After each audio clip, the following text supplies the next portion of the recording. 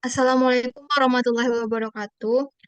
Perkenalkan saya Azira Lesti Oktavia dengan NIM 22011138. Ini saya sebagai konselor. Lalu rekan Saya Andini Oktari dengan NIM 22011266. Saya di sini sebagai konseling. baiklah, video kali ini kami buat untuk memenuhi tugas psikologi konseling, yaitu praktek attending atau proses konseling. Baiklah, langsung saja kami mulai praktek konseling kami. Selamat malam, dengan Mbak siapa? Boleh perkenalkan diri terlebih dahulu, silahkan.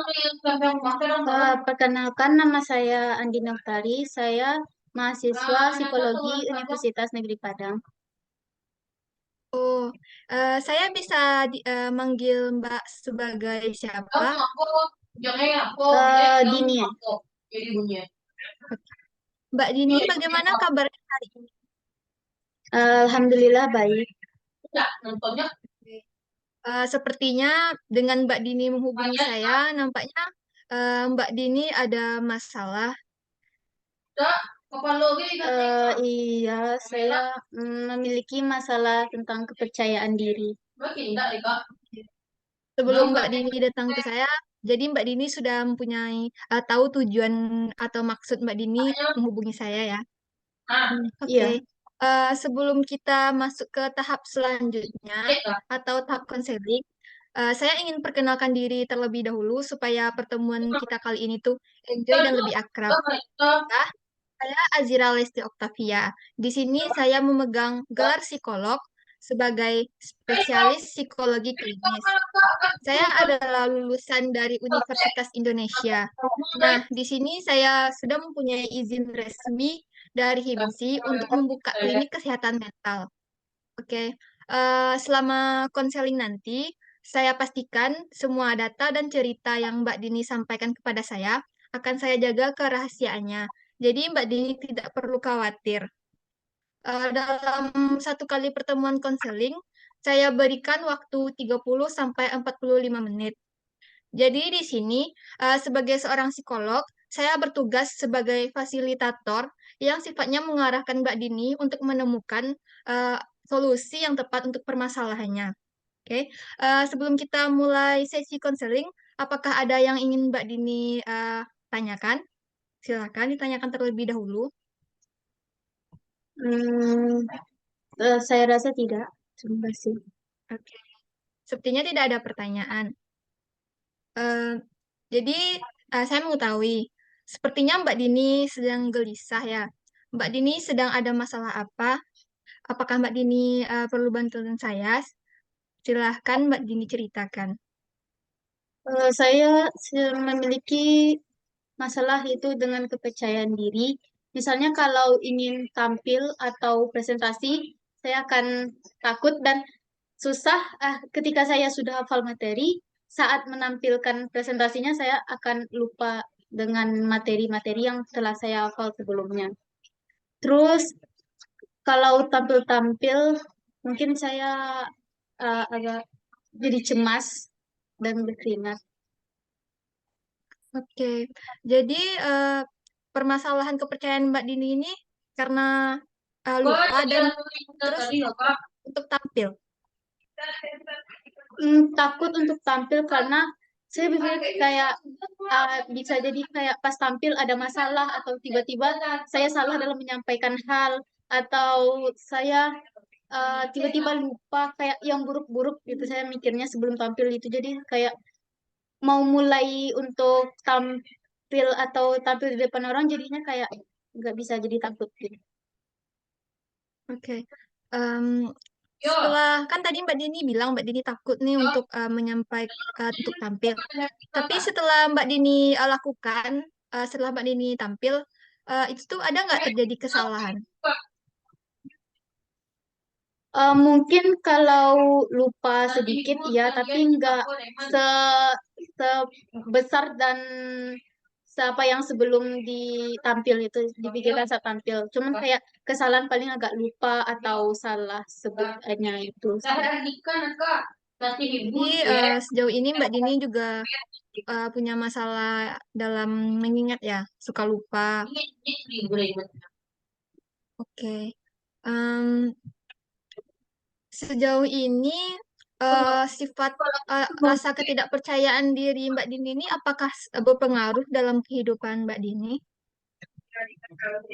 Hmm, mungkin iya, misalnya kalau ingin bertanya atau seperti bertanya itu mungkin jadi takut dan mengurungkan niat untuk bertanya. Em, Sejauh ini Mbak Dini tahu nggak hal apa yang dapat meningkatkan kepercayaan diri Mbak Dini?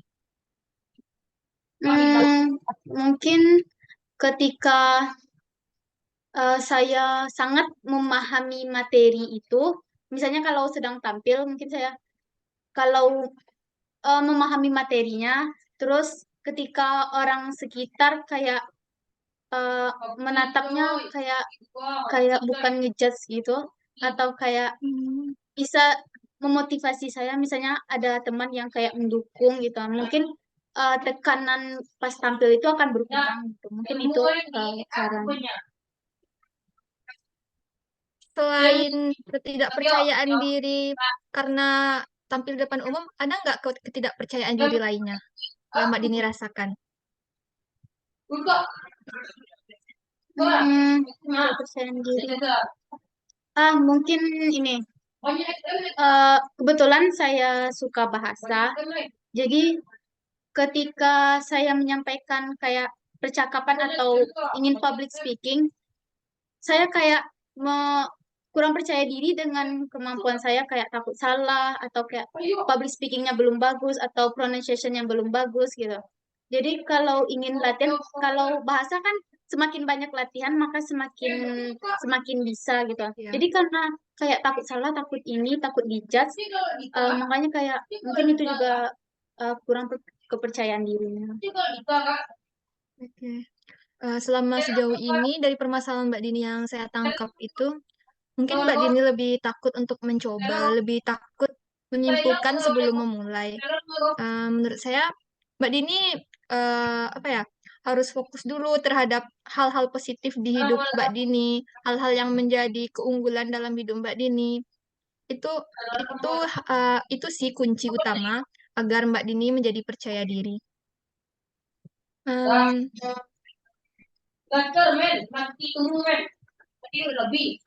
eh, Sejauh ini ada nggak Mbak Dini berusaha untuk menghilangkan rasa ketidakpercayaan diri? Eh, Mungkin ada. Misalnya saya kayak kalau saya memang terpaksa untuk disuruh tampil atau mau tak mau harus tampil, mungkin itu tuh kayak dapat meningkatkan sedikit. Kayak soalnya kalau sebelum tampil itu kan kayak deg-degan, cemas gitu. Tapi kalau udah tampil itu kayak udah mulai biasa gitu. Jadi yang pertama untuk mencoba pertama kalinya itu yang susah gitu. Hmm, oke. Em, Mbak Dini sudah tahu belum solusi dari permasalahan Mbak Dini? Eh, udah banyak sih solusinya, tapi saya rasa itu nggak nggak mempan di sana gitu. Kayak pasti masih ada Kenapa rasa takut. em, Mbak Dini udah konsisten belum dalam menerapkan solusi yang menurut Mbak Dini itu pas bisa meningkatkan kepercayaan diri Mbak Dini? Eh, Belum kayaknya. Oke. Eh, Jadi sejauh ini mungkin Mbak Dini sudah tergambar ya solusi yang tepat untuk meningkatkan kepercayaan diri Mbak Dini. Namun Mbak Dini kurang konsisten dalam menerapkannya. Bukan begitu? Oke. Em, Selama eh, saat kita proses konseling ini, apa yang Mbak Dini pelajari dari sesi ini? Apa yang Mbak Dini rasakan? Hmm, saya kayak jadi paham dan kayak oh mungkin oh iya gitu maksudnya tuh kayak mungkin karena ini saya nggak percaya diri karena ini saya kayak seharusnya nggak mikirin hal-hal yang buruk gitu sebelum tampil terus jadi setelah saya ingat-ingat juga kayaknya solusi yang saya pelajari itu nggak konsisten saya lakuin jadi mungkin juga karena itu gitu dengan konseling ini alhamdulillah saya juga tahu kayak mulai sadar uh, kekurangan atau solusi yang telah saya gunakan. Oke, saya sangat mengapresiasi sekali keberanian Mbak Dini dalam dalam memikirkan solusi yang tepat untuk Mbak Dini. Em, oke, pada pertemuan kali ini Mbak Dini sudah tergambarkan bukan apa saja hal-hal yang harus Mbak Dini lakukan untuk kedepannya? Mungkin dengan sesi konseling ini saya kayak berusaha untuk konsisten dalam menerapkan solusi itu kayak terus mencoba dan terus mencoba perbanyak pengalaman mungkin dengan kebanyakan pengalaman jadi terbiasa untuk jadi kecemasannya agak hilang kepercayaan dirinya. Oke, benar sekali.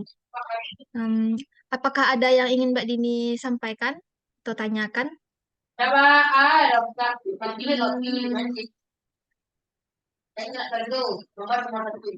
Hmm, enggak kayak.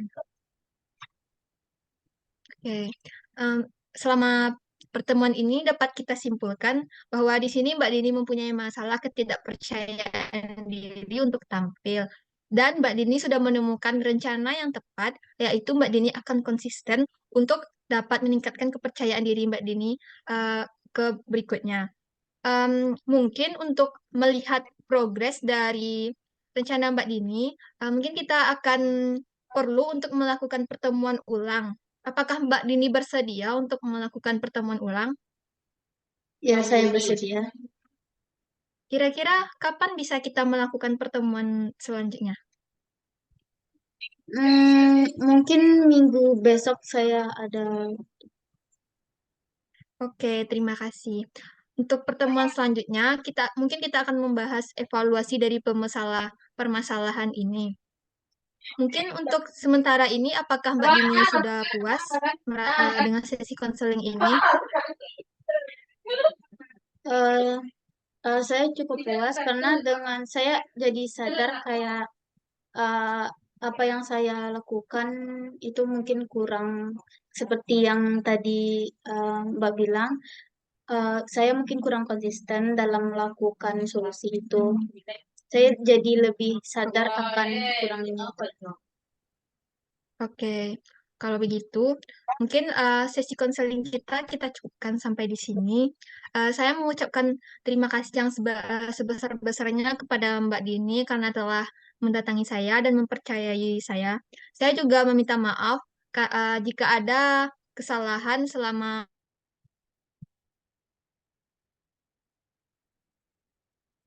konseling yang berlangsung. Baiklah, mungkin sekian saja. Ketemu di pertemuan selanjutnya, Mbak. Ya, terima kasih Mbak. Iya, sama-sama.